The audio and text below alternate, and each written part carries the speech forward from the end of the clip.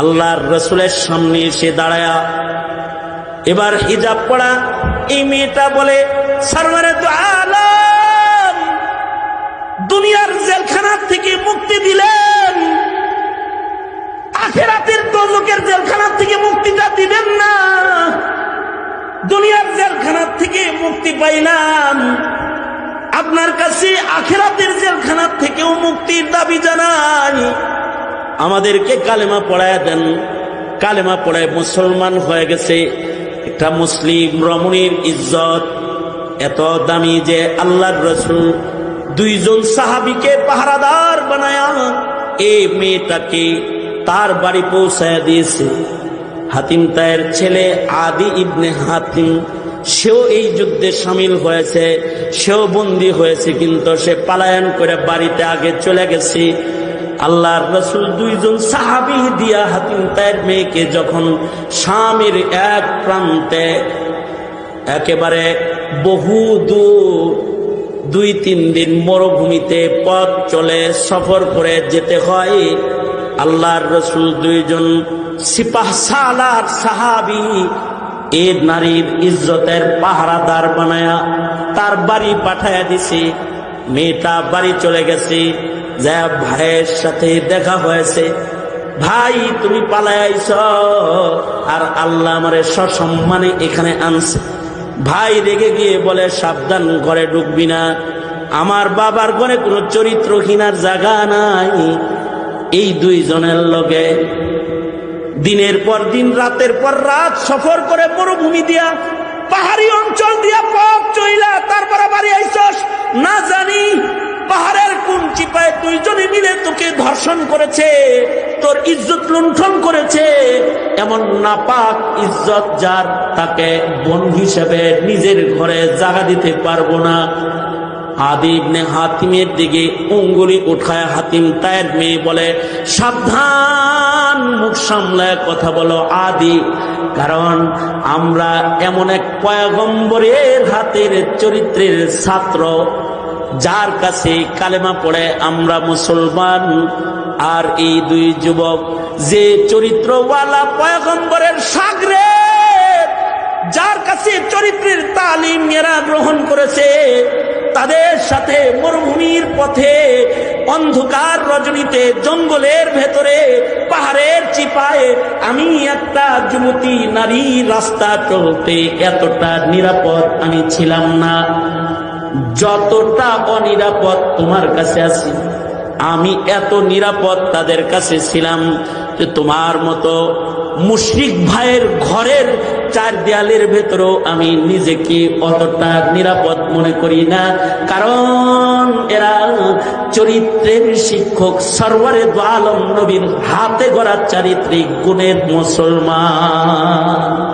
চরিত্র আদি ইবনে হাতিম বলে, তাই যদি হয় এ চরিত্র তো আমাদের দরকার, একা মুসলমান হয়েছিস কেন, চল দল ধরে যায় কালেমা পড়ে মুসলমান হয়ে যাব।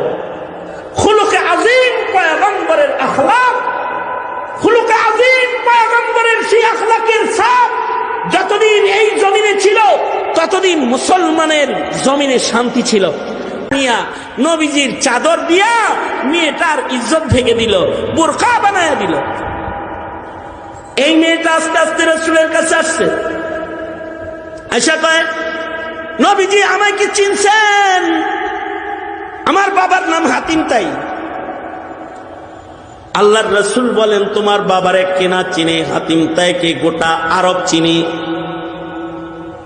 তোমার বাবা দানবীর, খায়রুন নাস মাই ইয়ানফাউন নাস। আল্লাহর রাসূল হাদিসে বলেন, খায়রুন নাসি মাই ইয়ানফাউন নাস।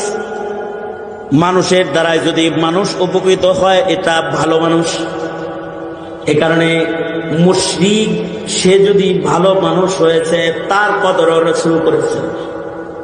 আল্লাহর রাসূল হাতিম তায়ের মেয়েকে বলে, তোমার বাবার দ্বারাই মানুষ উপকৃত হতো, তোমার বাবা সাখী ছিল, যাও তুমি যেহেতু বন্দী হয়ে গেছ, তোমার বাবার সাখাওয়াতের কারণে তোমাকে বন্দিশালা থেকে মুক্ত করে দিলাম। ওই যে খুযিল আফওয়া ওয়া'মুর বিল উরফি ওয়া আ'রিজ আনিল জাহিলিন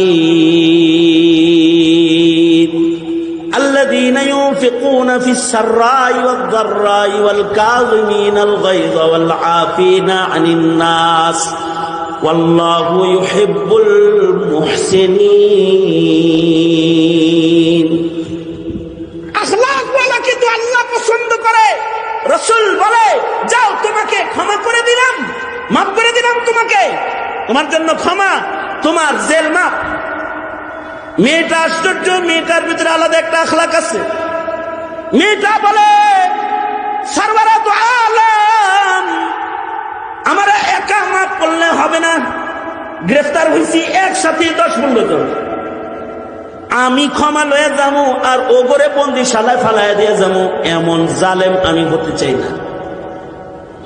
আমাকে যদি মুক্তি করতে হয়, মুক্ত করতে হয়, তাহলে আমার সাথী মেয়ে বান্ধবী যারা আছে তাদেরও ছেড়ে দিতে হয়। আর তাদের যদি দাসদাসী বান্দি বানান তো আমারও বানায় আলাম, এরকম মুক্তি আমার লাগবে না। আল্লাহর রাসূল মুস্কি হেসে দিয়ে বলে, তোর বাবাও সখী ছিল, তুইও সখী কম না। তোর বাবার সাখাওয়াতের কারণে তোকে ক্ষমা করলাম, আর তোর সাখাওয়াতের কারণে তোর বান্ধবীগুলাকেও মুক্ত করে দিলাম, এগুলারও জেল মাফ করে দিলাম। মেয়েরা আর পেছনের দিকে যায় না, যাও যাও। আল্লাহর রাসূল বলে, সাহাবীরা ওদেরকে ওদের বাড়ি বাড়ি পৌঁছে দেওয়ার ব্যবস্থা করো। আল্লাহ তাআলা কিছু উপকারী কথা আপনাদের কানে পৌঁছানোর তৌফিক আল্লাহ তাআলা দান করেন। আপনারা দোয়া করুন, বলুন আমিন। মুহতারাম হাজরিন, মানুষের জীবনের সবচেয়ে বড় উন্নতি হলো তার চারিত্রিক উন্নতি, ঈমানি উন্নতি, আমলি উন্নতি। এটা হলো মানুষের, আর মানুষের জীবনের সবচেয়ে বড় অবক্ষয়, ক্ষতি হলো চারিত্রিক ক্ষতি, ঈমানি ক্ষতি, আমলি ক্ষতি। চারিত্রিক অবক্ষয় থেকে জাতিকে বাঁচাতেই আল্লাহ তাআলা যুগে যুগে নবী রাসূলগণকে প্রেরণ করেছিলেন। নবীগণ মানুষের চারিত্রিক অবক্ষয় ঠেকাতে, চরিত্র গঠনে, সমাজের মানুষের ভেতরে পয়গম্বর আলাইহিমুস সালামগণ মেহনত করেছেন একের পর এক। মানুষের চরিত্রের অবক্ষয় যখন ঘটে গেছে, তখন তাদের চরিত্র ঠিক করার জন্য নতুন পয়গম্বরের আগমন হয়েছে। যেই সমাজের মানুষের চরিত্র নষ্ট হয়ে গেছে, তাদের চরিত্র ঠিক করার জন্য নবী রাসূল দুনিয়াতে আগমন করেছেন। নবী রাসূলগণ মানুষদেরকে চারিত্রিক উন্নতি ও উত্তম চরিত্র মানবদেরকে শিক্ষা প্রদান করেছেন। 570 খ্রিস্টাব্দে মুহাম্মাদুর রাসূলুল্লাহ সাল্লাল্লাহু আলাইহি ওয়াসাল্লাম তিনি আগমন করেছেন। নবীজি বলেন, আমিও মানুষের চরিত্র সুন্দর করার জন্য সর্বোত্তম সম্মানিত আখলাক, সর্বোচ্চ আখলাক, যে আখলাকের দ্বারায় মানুষ আল্লাহর কাছে সম্মানী হয়, ওই আখলাকটা মানুষকে উপহার দিতে আমি আগমন করেছি। আল্লাহর রাসূল বলেন, বুইসতু লিউতাম্মিমা মাকারিমাল আখলাক। যিনি জাতিকে আখলাক শিক্ষা দিবেন, তার আখলাকও তো সর্বোচ্চ হইতে হবে। যিনি মানুষকে চরিত্র শিক্ষা দিবেন, এ কারণে আল্লাহ তাআলা বিশ্ব নবীকে, আপনার আমার নবীকেও সর্বোত্তম চরিত্র মাধুরী দান করেছেন। সূরাতুল কালাম আল্লাহ পাক বলেন, ইন্নাকা লাআলা খুলুকিন আযীম, নিশ্চয়ই আপনি সর্বোত্তম চরিত্র মাধুরীওয়ালা একজন পয়গম্বর। আপনাকে দান করা হয়েছে খুলুকে আযীম, সর্বোত্তম চরিত্র। খুলুকে আযীম আপনাকে দান করা হয়েছে। খুলুকে আযীমওয়ালা পয়গম্বরের উম্মত আমরা। খুলুকে আযীম পয়গম্বর দিয়া এই জাতির আখলাককে ঠিক করা হয়েছে। এই জাতি যারা তাদের আখলাক হারিয়ে ফেলেছিল, তাদের হারিয়ে যাওয়া আখলাক, তাদের আখলাকের উন্নতি আল্লাহ তাআলা জাতির মধ্যে স্থাপন করেছেন। নবী আলাইহিস সালাতু ওয়াস সালাম বদাখলাক মানুষের সমাজে জাহিলিয়াতে আগমন করে এক ঝাঁক আখলাকওয়ালা মানুষের একটি কাফেলা তিনি গঠন করে গিয়েছিলেন, যেই আখলাকওয়ালা মানুষদের কারণেই সমাজের মূল্যায়ন খায়রুল কুরুনে উত্তীর্ণ হয়েছিল, খায়রুল কুরুন হয়েছিল। আর আখলাকের অধপতনের কারণেই এক সময়ের মানুষ আইয়ামে জাহিলিয়াত অতিক্রম করেছিল। আইয়ামে জাহিলিয়াত মানুষের চেহারা খারাপ ছিল এরকম না, মানুষের ঘর বাড়ি খারাপ ছিল এরকম না, ঘর দুয়ার ছিল, বাড়ি গাড়ি ছিল, সুন্দর চেহারার মানুষ ছিল, সব ছিল, কিন্তু মানুষের চরিত্র নষ্ট হওয়ার কারণে জাহিলিয়াতের কালো আধার সমাজে ছেয়ে গিয়েছিল বদআমলির কারণে। এ কারণে জমানাকে বলা হয় আইয়ামে জাহিলিয়া। আর মুহাম্মাদুর রাসূলুল্লাহ সাল্লাল্লাহু আলাইহি ওয়াসাল্লাম তিনি জাতির চরিত্র ঠিক করেছিলেন, জাতির ঈমান ঠিক করেছিলেন, হৃদয়ে ঈমানের বাতি জ্বালিয়েছিলেন, আর আমলে আখলাকের ফুল ফুটাইছিলেন। এই হৃদয়ে ঈমানি বাতি আর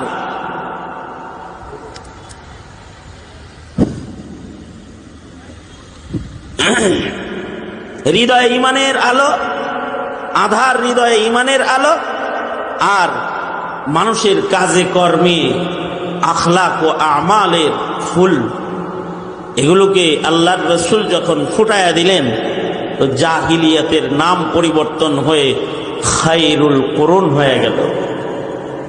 যে চারিত্রিক উন্নতির দ্বারায় জাতি খায়রুল কুরুনের মসনদ স্পর্শ করল, যে জমানাটা এবার খায়রুল কুরুন স্বর্ণ যুগ হিসেবে পরিচিতি লাভ করল। আল্লাহর রাসূল বলেন, আমার জমানাটাই খায়রুল কুরুনি কারনি। দিন যাবে, মানুষের প্রযুক্তির উন্নতি বাড়লেও অধপতন বাড়বে। দিন যাবে আর জমানার মানুষগুলো বদাখলাক হয়ে গেলে জমানার মূল্য কমে যাবে।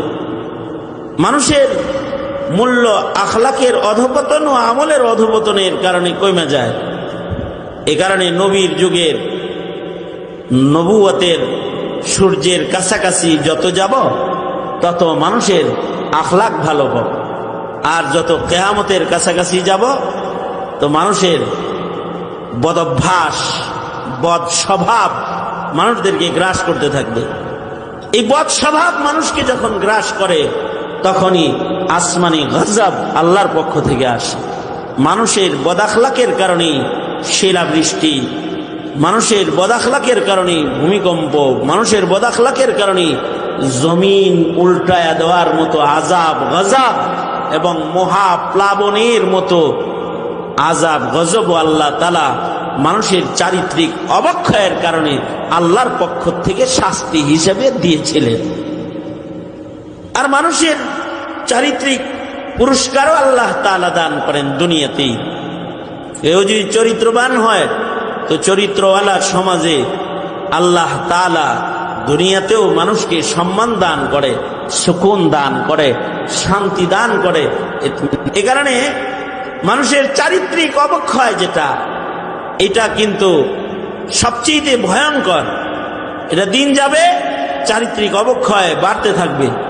চরিত্র যখন সব খারাপ হয়ে যাবে তখন এক সময় চরিত্রওয়ালা মানুষের অভাব হয়ে গেলে ইমানদার থাকবে না, আমলওয়ালা থাকবে না, গুনাহগার দিয়ে জমিন ভরে গেলে আল্লাহ পাক ইসরাফিলকে বলবেন, এরকম বদ চরিত্র, বদ আমল আর বেঈমানদের জন্য চন্দ্র সূর্য সুসজ্জিত পৃথিবীর নিজামকে ঠিক রাখার দরকার নাই, ইসরাফিল বাঁশি বাজায় দাও। মানুষ থাকবে কিন্তু কিয়ামত হয়ে যাবে। মানুষগুলো চারিত্রিক গুণের মানুষ না, তাদের ঈমান নাই, তাদের আমল নাই, তাদের মনুষ্যত্ব নাই, চরিত্র নাই, তো এদের রাখার কোনো দরকার নাই, দুনিয়া আল্লাহ পাক ধ্বংস করে দিতেন। সুতরাং এই পৃথিবী, এটার বাকা কতদিন থাকবে? যতদিন মানুষের চরিত্রর সৌন্দর্য জাতির ভেতরে হেফাজত থাকবে। মুহাম্মদুর রাসূলুল্লাহ সাল্লাল্লাহু আলাইহি ওয়াসাল্লাম চরিত্র গঠনের জন্যই তিনি এসেছেন এবং নবীজিকে খুলুকে আযীম আল্লাহ তাআলা দান করেছেন। আখলাক হাসান, করিম, আযীম। হাসান যে প্রতিশোধ নেয়, করিম প্রতিশোধ নেয় না, আযীম প্রতিশোধ তো নেয় না, উপকার করে। মানুষের প্রতিশোধ নিতে পারে। কিসাসের বিধান শরীয়তে ইসলামে আছে। যারা কিসাস চায় শরিয়া আদালতে যায়, বিচার চায়, যারা বিচারটা যেভাবে ক্ষতিগ্রস্ত হয়েছে সেভাবে বদলা চায়, এ বদলা চেয়ে নিলেও আখলাকের বাইরে যায় না। শরীয়তে ইসলামে কিসাস বদলার বিধান আছে, হাসান আখলাকের। আর যারা এত সুন্দর শান্তি চায় যে তারা কিসাসের মাধ্যমে, বদলা নেওয়ার মাধ্যমেও কারোর ক্ষতি হোক এটা কামনা করে না, তারা মাফ করে দেয়, যাও মাফ করে দিলাম। তো এটা করিম, এই আখলাকটার দাম কিসাসের আখলাকের চাইতে আফু দরগুজারির আখলাক ভালো।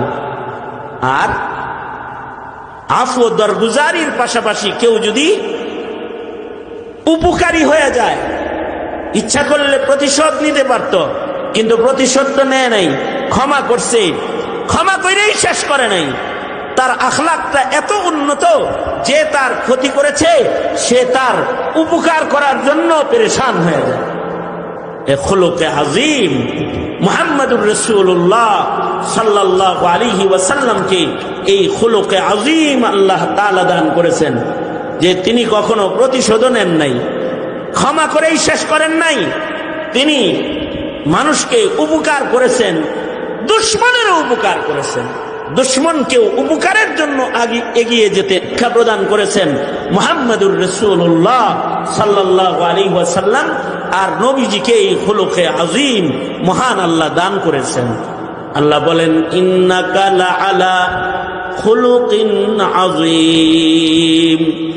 এ কারণে আল্লাহর রাসূল এক হাদিসে বলেন, সিলমান কাতাআকা ওয়াফু আম্মান যালামাকা ওয়া আহসিন ইলা মান আসা ইলাইক। তোমার সাথে যে সম্পর্ক ছিন্ন করে তুমি তার সাথে সম্পর্ক জোড়ো। আযীম আখলাকের অংশ, খুলুকে আযীমের চিত্র এগুলো। কেউ তোমার সাথে সম্পর্ক ছিন্ন করে ফেলে, তুমি ছিন্ন না করে তুমি তার সাথে সম্পর্ককে জুড়ে ফেলো। বন্ধন ছিন্ন করা আল্লাহর কাছে ঘৃণ্যতম একটি গুনাহ। তুমি বন্ধনকে জোড়ো। আল্লাহর নবী বলেন, ওয়াফু আম্মান যালামাক। তোমার পরে কেউ যদি জুলুম করে তুমি তাকে ক্ষমা করো। কেউ তোমার পরে জুলুম করেছে তাকে তুমি মাফ করে দাও। ক্ষমা করা এটা আখলাক। আল্লাহর রাসূল সাল্লাল্লাহু আলাইহি ওয়াসাল্লাম বলেন, খুযিল আফওয়া ওয়া'মুর বিল উরফি ওয়া আ'রিজ আনিল জাহিলিন। এগুলো আখলাক। আল্লাহর রাসূল বলেন, খুযিল আফওয়া, আফও দরগুজারির খাসলাত, এটা নিজের ভেতরে প্রতিষ্ঠিত করো। মানুষকে মাফ করতে থাকবা, ক্ষমা করতে থাকবা, দরগুজার হবা। মানুষকে ক্ষমা করে দিবা, ক্ষমা করার গুণে গুণী হয়ে যাও। কারণ হলো, যারা আল্লাহর মাখলুক রে ক্ষমা করে, যারা বান্দাকে ক্ষমা করে, আল্লাহ ওই বান্দাকে ক্ষমা করে। যে বান্দার উপরে রহম করে আল্লাহ তারপরে রহম করে। ইরহামু মান ফিল আরদি ইয়ারহামুকুম মান ফিস সামা। তুমি মানুষের পরে রহম করার আখলাক নিজের ভেতরে আনো। তুমি রহমশীল হও, তুমি ক্ষমাশীল হও, তো মহান আল্লাহ তোমায় ক্ষমা করবেন। তুমি রহমকারী হও তো আসমানের মালিক, আসমানওয়ালা তোমার পরে রহম করবেন। কারণ এই আখলাক রবের কাছে পছন্দের, যাদের আখলাক ভালো তারা আল্লাহর কাছে পছন্দের বান্দা হয়ে যায়। চামড়া সুন্দর হলে আল্লাহর কাছে পছন্দের হয় না, আখলাক সুন্দর হলে আল্লাহর কাছে পছন্দের হয়ে যায়। আখলাক সুন্দর হওয়া, এই আখলাক সুন্দর করার তরিকা হলো নূর ঈমান ভেতরে ঢুকলে ভেতরের স্বভাব সুন্দর হয়ে যায়। বেঈমান যারা তাদের আখলাক খারাপ হয়, স্বভাব খারাপ হয়। বেঈমান যারা তারা জালেম হয়। বেঈমান যারা, মাখলুকের পূজারী যারা, তাদের ভেতরে রহম আসে না। আর আল্লাহর উপরে বিশ্বাস যাদের থাকে হৃদয়ে, তাদের উপরে রহম গালেব হয়, তাদের মধ্যে রহমের খাসলত হয়। কেউ যদি পাথরের পূজা করে তো দিল পাথর হয়ে যায়, তখন সে মানুষের মূর্তি পূজা করে, দিল পাথর হয়ে যায়। পাথরের পূজা করতেছে, দিল পাথর হয়ে যায়, তখন সে মানুষের কলিজা চিবায়া খায়, মানুষের দেহকে ক্ষত বিক্ষত করে টুকরা টুকরা করার মতো ঘৃণ্য জুলুম বেঈমানি করতে পারে। বেঈমান যখন কেউ হয় তখন বদাখলাকি আর বেঈমানি এই দুইটা কাছাকাছি। যেখানে বেঈমানি আছে ওখানে বদাখলাকি আছে, আর যেখানে ঈমান আছে, আলো আছে, নেক আমলের আলো সেখানে প্রবেশ করে, নেক খাসলতের আলো ঈমানের সাথে প্রবেশ করে। কারণ যারা ভেতরে ঈমানওয়ালা হয় তাদের আখলাক খারাপ হয় না। লা ইয়াজনি যানি হিনা ইয়াজনি ওয়া হুয়া মুমিন। একটা মানুষ বদাখলাক হতে পারে না যদি সে ঈমানদার হয়। যদি কারোর হৃদয়ের ভেতরে ঈমান রয়,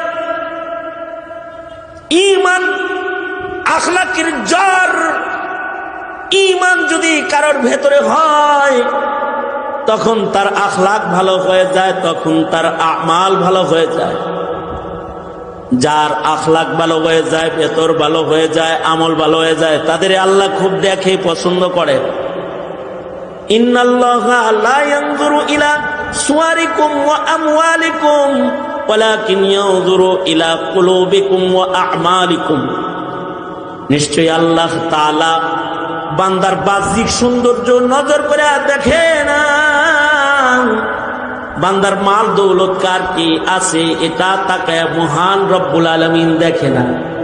আল্লাহ পাক দেখে ইয়ানজুরু ইলা কুলুবিকুম ওয়া আ'মালিকুম, বান্দার কলবটা কেমন, ভিতরে ঈমান আসেনি, এবং তার আমলগুলো কি, আমল কেমন, এইটা আল্লাহ তাআলা তাকায় দেখেন। এই আখলাক যদি কারোর ভেতরে আসে, সে যদি সিয়া কালাও হয়, ঠোঁট যদি তার মোটাও হয়, নাক যদি তার চ্যাপ্টাও হয়, গায়ে যদি তার দুর্গন্ধও রয়, কিন্তু আখলাকের খুশবু যদি তার ভেতরে বিদ্যমান রয়, সে আল্লাহর বন্ধু হয়ে আল্লাহর জান্নাতে যাওয়ার উপযুক্ত হয়। যুদ্ধ চলতেছিল, জঙ্গে খায়বরে আল্লাহর রাসূল সাল্লাল্লাহু আলাইহি ওয়াসাল্লাম খিমায় অবস্থান করতেছেন। এক কালা গোলাম মাঠে ছাগল চড়াইতেছে। সে এসে যোদ্ধা মুজাহিদিনদের সাথে কথোপকথন শুরু করে দিল। এ তোমরা কারা?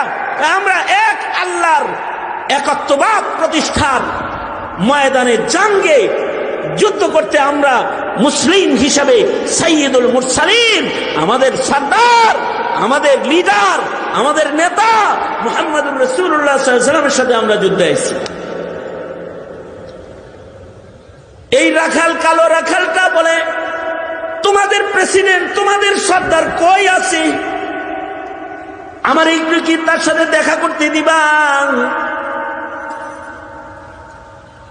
সাহাবা একরাম যুদ্ধ প্রস্তুতিতে ব্যস্ত ছিলেন। হাতে ছাগলের লাঠি, মাঠে ছাগল ঘাস খাইতে দিয়ে একটা কালা গোলাম নবীজির লগে মোলাকাত করতে চায়। সাহাবীরা দেখায় দিয়েছেন ওই তাবুতে যিনি বসে আছেন তিনি হলেন সাইয়্যিদুল মুরসালিন, তিনি দো জাহানের সরদার মুহাম্মদুর রাসূলুল্লাহ সাল্লাল্লাহু আলাইহি ওয়াসাল্লাম। সে আস্তে আস্তে তাঁবুর কাছে গেছে, যা দেখি বালির উপরে, চাটার উপরে, তাঁবুর ভেতরে সুন্দর চেহারার একটা চাঁদ মুখ বসে আছে।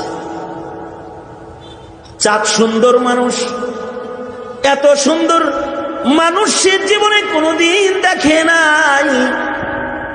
এই মানুষটার চেহারা যত সুন্দর, তার চাইতে তার আখলাক বেশি সুন্দর।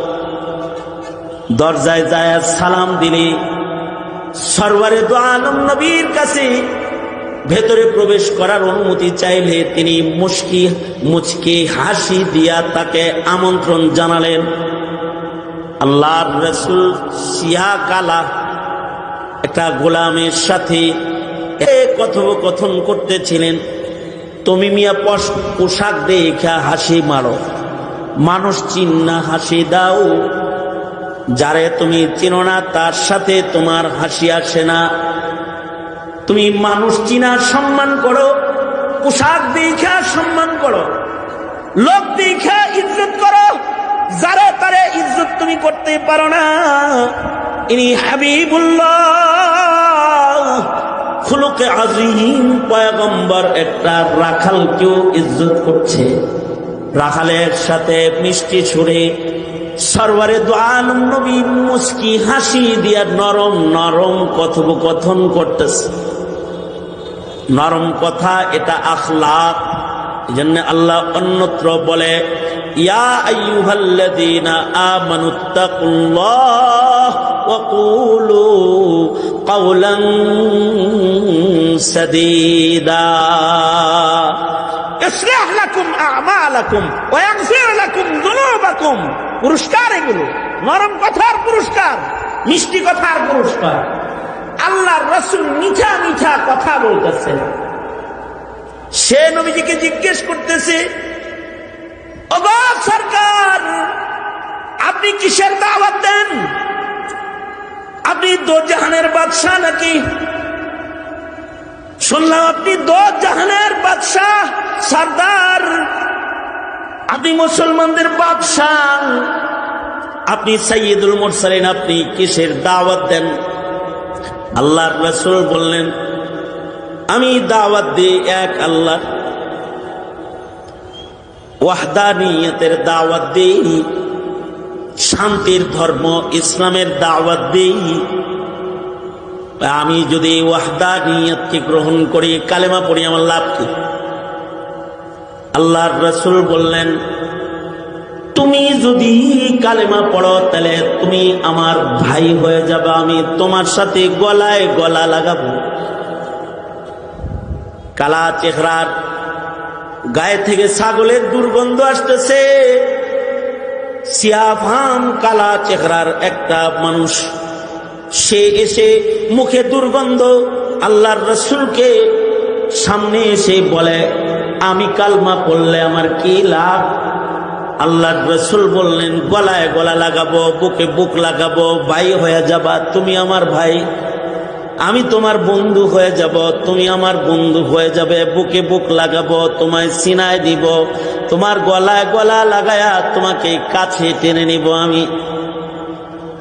কালা লোকটা কয়, কালেমা পড়লে আপনি আমাকে এত কাছে নিবেন, আমার বুকে নিবেন, আমার গলায় গলা লাগাইবেন, আমার বদন কালা, আমার মুখে দুর্গন্ধ, আমার গায়ে ছাগলের গন্ধ, আমি রাখাল মানুষ, আমাকে এত করে দিবেন?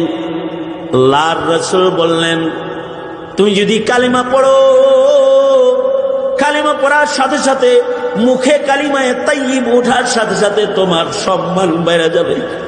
কারণ তোমার এই কালা রঙকে আল্লাহ তাআলা দামি বানায় দিবে, দৌলতে ঈমানের কারণে তোমার মূল্য বেড়ে যাবে।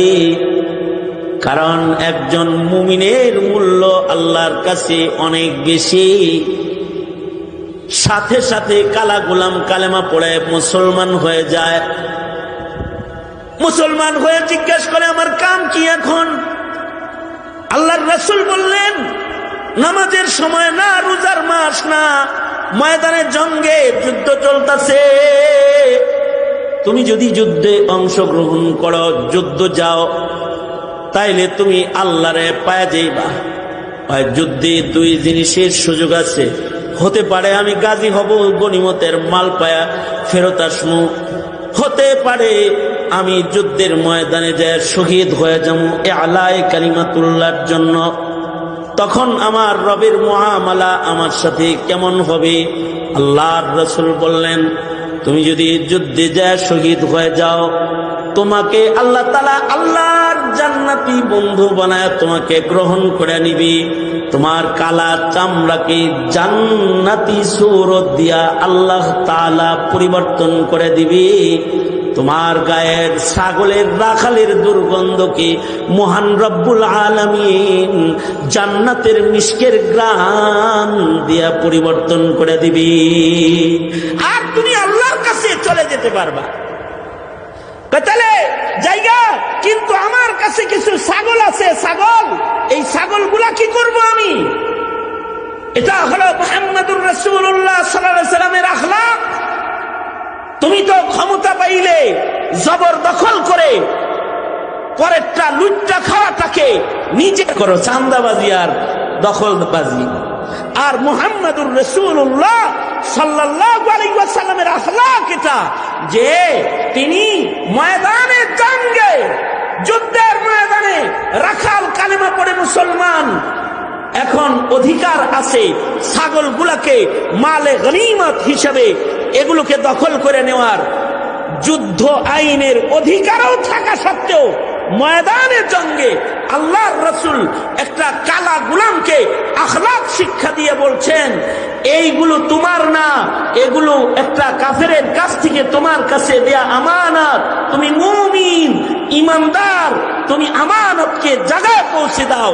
যাও বাড়ির রাস্তায় ছাগলগুলাকে আগায় দিয়ে আসো, যেখান থেকে ছাগলগুলা রাস্তা চিনবে, এই রাস্তার সুরঙ্গ বরাবর দাঁড় করায় দাও। কালা গোলাম ছাগলের পাল লয়ে চলে যায়, নিজের মনিবের বাড়ির পথ ধুইরা ছাগলগুলাকে হাঁকা দেয়।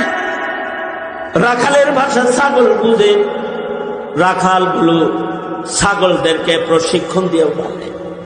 রাখালের ভাষা ছাগল বুঝে ফেলেছে, ছাগলের পাল চলতেছে, সে কনফার্ম হয়ে গেছে, যেই বরাবর আমার ছাগলের পাল হাঁটা শুরু করেছে, আমার বাড়ি ছাড়া আর কারোর বাড়ি আশেপাশে নেই। মনিবের কাছে ছাগলগুলো এবার পৌঁছে যাবে, ছাগল তার নির্ধারিত পালের ভেতরে ঢুকে পড়বে।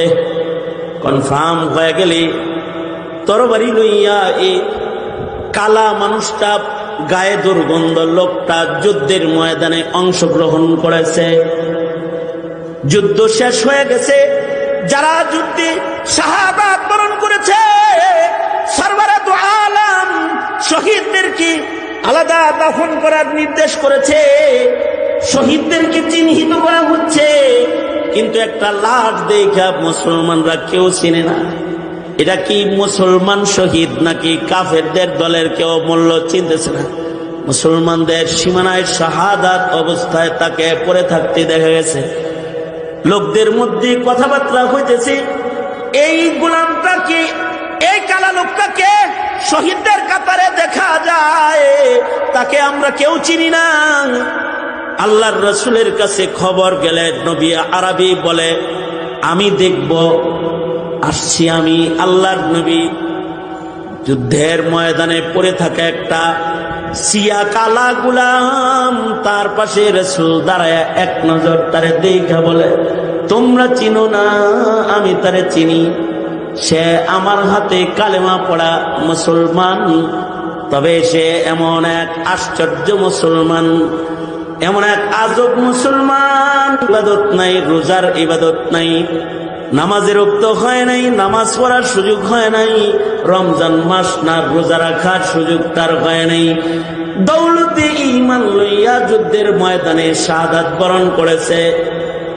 আল্লাহ তাআলা নিজেও হাসতেছে, ফেরেশতারা তাকে জান্নাতে নেওয়ার জন্য টানাটানি শুরু করে দিছে।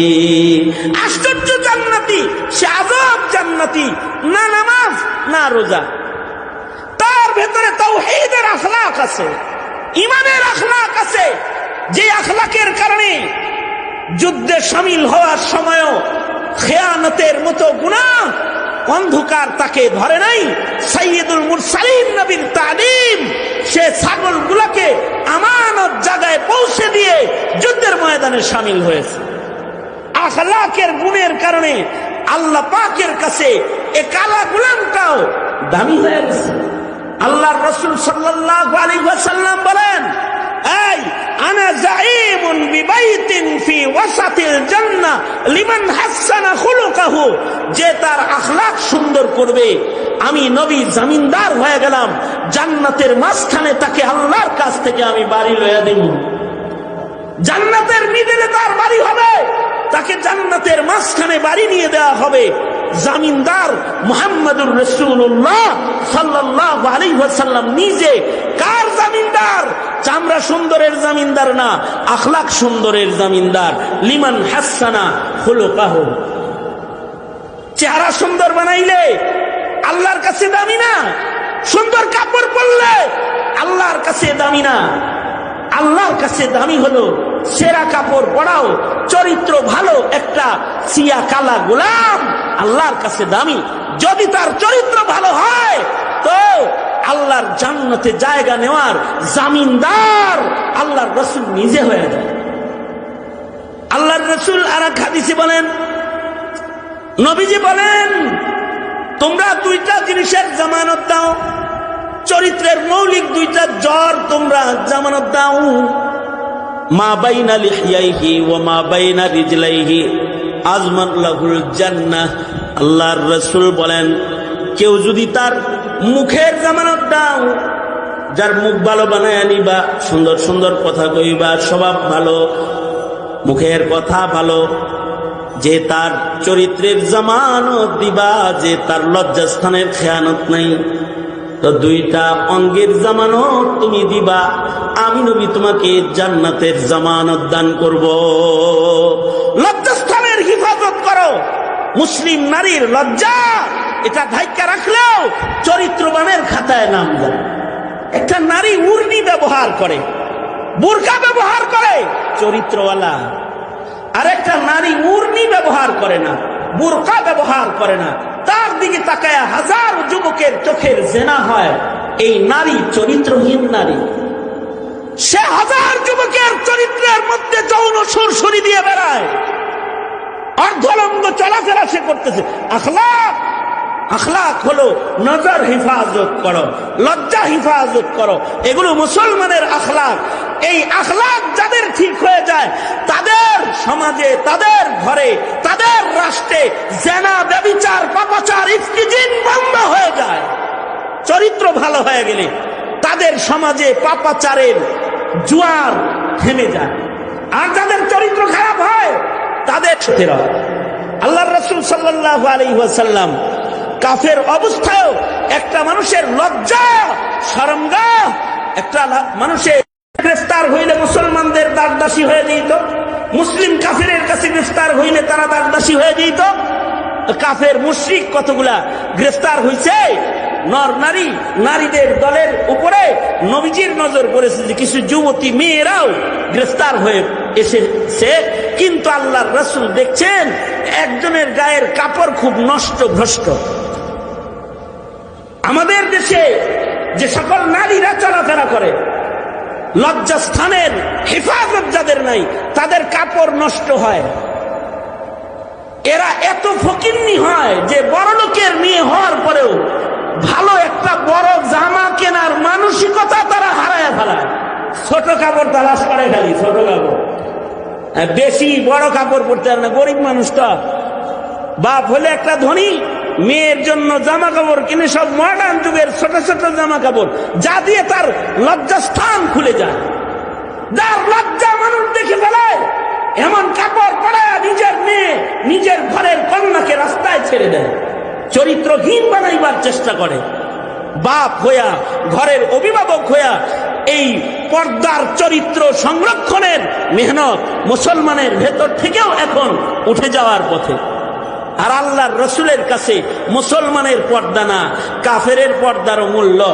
আল্লাহর নবী এই মুশরিক মেয়েগুলার ভেতরে অর্ধলঙ্গ ছোট পোশাকের একটা মেয়ে, পূর্ণিবিহীন, তার অবস্থান দেখে যুবতী একটা নারী, তাকে দেখে আল্লাহর রসুল সাল্লাল্লাহু আলাইহি ওয়াসাল্লামের আখলাক, নবীজি সাথে সাথে নিজের মুআজ্জম চাদর খুলে তার কাছে পাঠাইয়া দিলেন।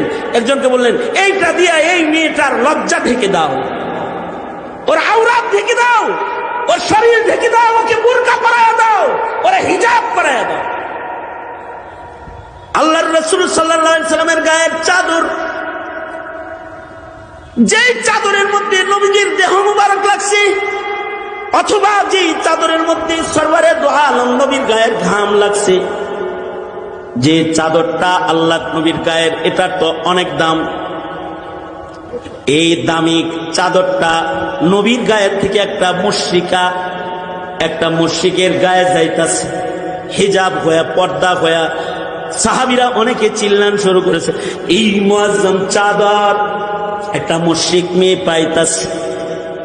তার মানে সাহাবীদের ভেতরের লোভ, এই কাপড়টা যদি আমি পাইতাম কাফন বানাইতাম। নবীর গায়ের সাথে লেগে থাকা কাপড়কে মুমিন পাইলে তো এটা অনেক বড় দৌলত। মুমিন সাহাবায়ে কেরাম তো নবীর গায়ের সাথে নিজের গাকে একটা গোসাও দিবার চাইছে। এটা একটা উসিলা দোজখের আগুন থেকে বাঁচার।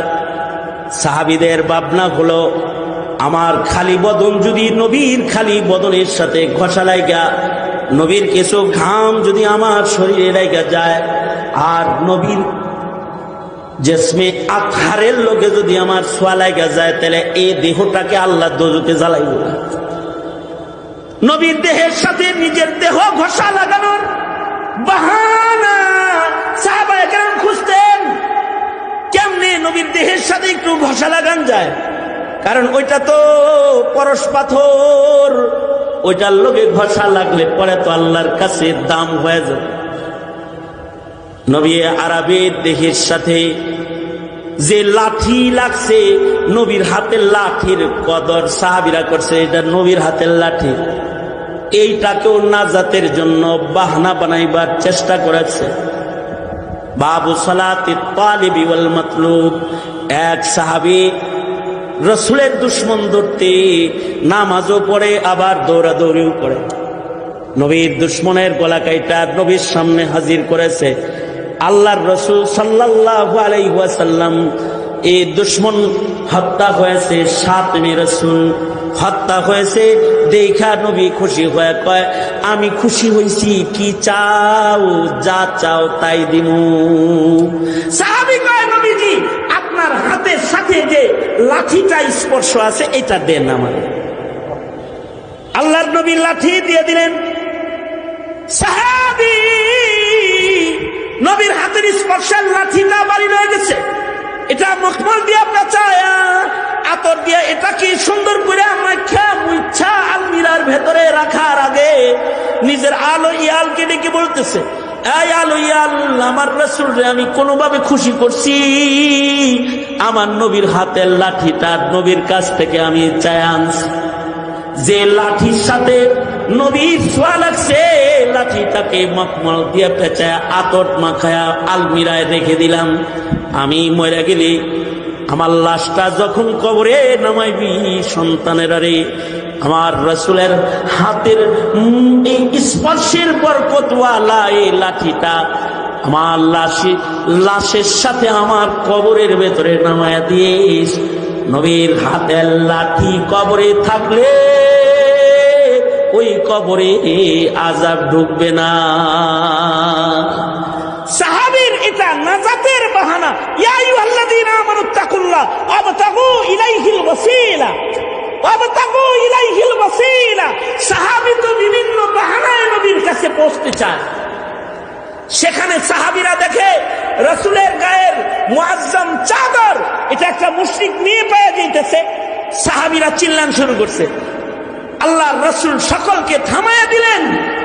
নবীজি বললেন, এই মুআজ্জাম চাদর এটার চাইতেও একটা নারী এর ইজ্জতের দাম অনেক বেশি, চাদরটা দাও।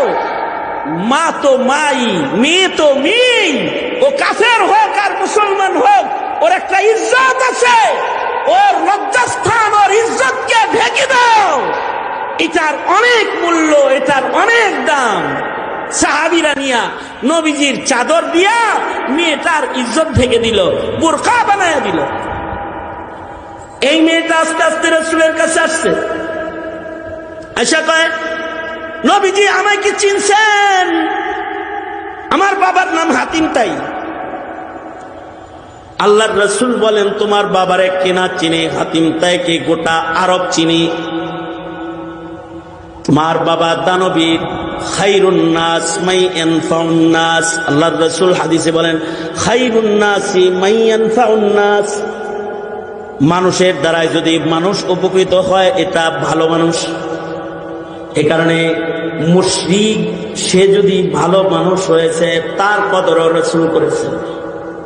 আল্লাহর রাসূল হাতিম তায়ের মেয়েকে বলে, তোমার বাবার দ্বারাই মানুষ উপকৃত হতো, তোমার বাবা সাখী ছিল, যাও, তুমি যেহেতু বন্দী হয়ে গেছ, তোমার বাবার সাখাওয়াতের কারণে তোমাকে বন্দিশালা থেকে মুক্ত করে দিলাম। ওই যে খুযিল আফওয়া ওয়া'মুর বিল উরফি ওয়া আ'রিজ আনিল জাহিলিন الذين ينفقون في السراء والضراء والكاظمين الغيظ والعافين عن الناس والله يحب المحسنين। আখলাক ওয়ালাকে তো আল্লাহ পছন্দ করে। রাসূল বলে, যাও, তোমাকে ক্ষমা করে দিলাম, মাফ করে দিলাম তোমাকে, তোমার জন্য ক্ষমা, তোমার জেল মাফ। মেয়েটা আশ্চর্য, মেয়েটার ভিতরে আলাদা একটা আখলাক আছে। মেয়েটা বলে, সরওয়ারে তো আলম, আমার একা মাফ করলে হবে না, গ্রেফতার হয়েছি একসাথে 10-15 জন, আমি ক্ষমা লয়ে যাবো আর ওগরে বন্দিশালায় ফালাইয়া দিয়ে যাবো, এমন জালেম আমি হতে চাই না। আমাকে যদি মুক্তি করতে হয়, মুক্ত করতে হয়, তাহলে আমার সাথী মেয়ে বান্ধবী যারা আছে তাদেরও ছেড়ে দিতে হবে। আর তাদের যদি দাসদাসী বান্দি বানান তো আমারও বানায় আলাম, এরকম মুক্তি আমার লাগবে না। আল্লাহর রাসূল মুস্কি হেসে দিয়ে বলে, তোর বাবাও সখী ছিল, তুইও সখী কম না। তোর বাবার সাখাওয়াতের কারণে তোকে ক্ষমা করলাম, আর তোর সাখাওয়াতের কারণে তোর বান্ধবীগুলাকেও মুক্ত করে দিলাম, এগুলারও জেল মাফ করে দিলাম। মেয়েরা আর পেছনের দিকে যায় না, যাও যাও। আল্লাহর রাসূল বলে, সাহাবীরা ওদেরকে ওদের বাড়ি বাড়ি পৌঁছে দেওয়ার ব্যবস্থা করো।